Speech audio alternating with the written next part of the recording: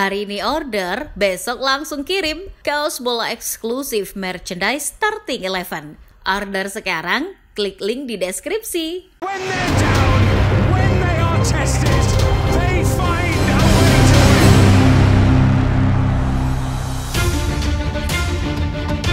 Pemain baru Bayern Munchen, Michael Olise, setapak demi setapak mulai menampakkan sinarnya di khasana sepak bola Eropa. Mantan pemain Crystal Palace ini menjelma sebagai salah satu pemain penting Vincent Kompany di tanah Bavaria. Olise langsung menembus skuad mentereng FC Hollywood dan menjadi pelayan Harry Kane. Saking berbakatnya anak ini, beberapa pihak malah menyandingkannya sejajar dengan Arsene Robben. Tak cukup Arsene Robben, Olise pun disandingkan dengan duet Robben-Frank Ribéry. Memangnya sehebat apa Michael Olise ini hingga disejajarkan dengan para legenda? Sebelum masuk ke pembahasan, kalian bisa terlebih dahulu menekan tombol subscribe dan menyalakan lonceng notifikasinya agar tak ketinggalan video-video teranyar dari Starting 11 Story. Michael Akpovi Olise lahir di London 12 Desember 2001. Ia lahir dari ayah seorang Nigeria dan ibu blasteran Prancis Aljazair. Meskipun lahir dan tumbuh berkembang di Inggris, Olise malah memilih untuk membela Prancis dalam level sepak bola internasional. Olise pertama kali debut membela logo ayam jantan pada 2 Juni 2019 bersama timnas Prancis U18. Berkat performa apiknya pada 6 September 2024 lalu, Olise mendapatkan debut bersama tim nasional senior. Olise bermain 58 menit melawan Italia di ajang Nation League.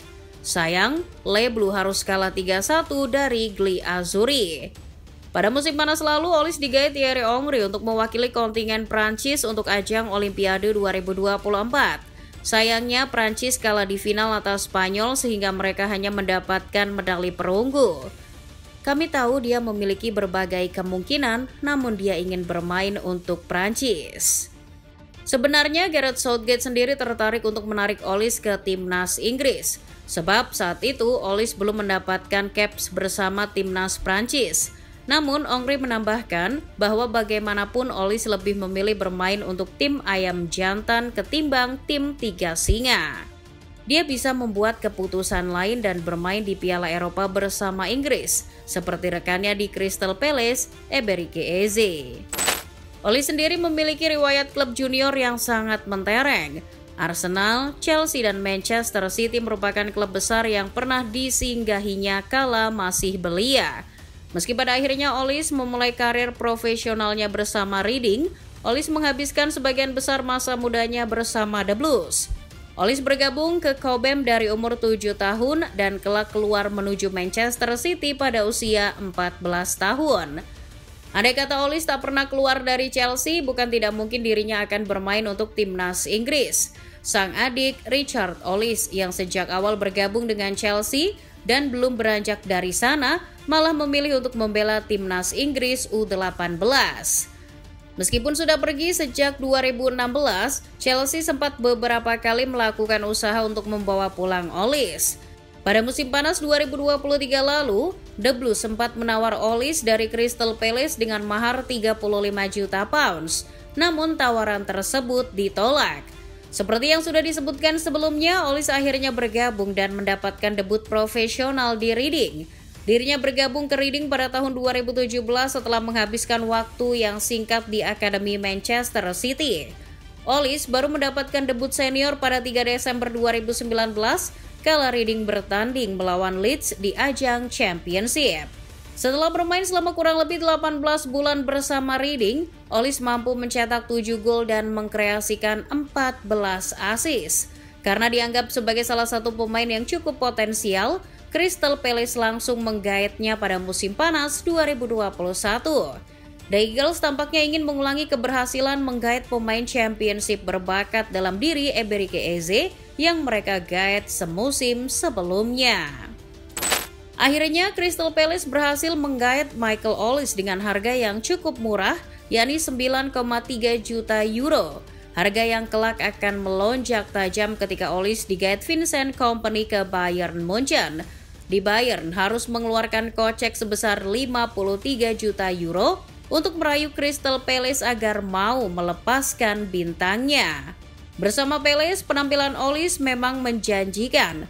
Di musim pertamanya, meski belum jadi pilihan utama, Olise mampu berkontribusi terhadap 12 gol Crystal Palace di Piala FA dan Premier League musim 2021-2022. Musim itu, Olise mencetak 4 gol dan 8 assist. Angka tersebut kemudian meningkat tajam seiring dengan meningkatnya menit bermain. Pada musim keduanya, Olise yang sudah mulai menjadi pilihan utama The Eagles berhasil menjadi kreator handal.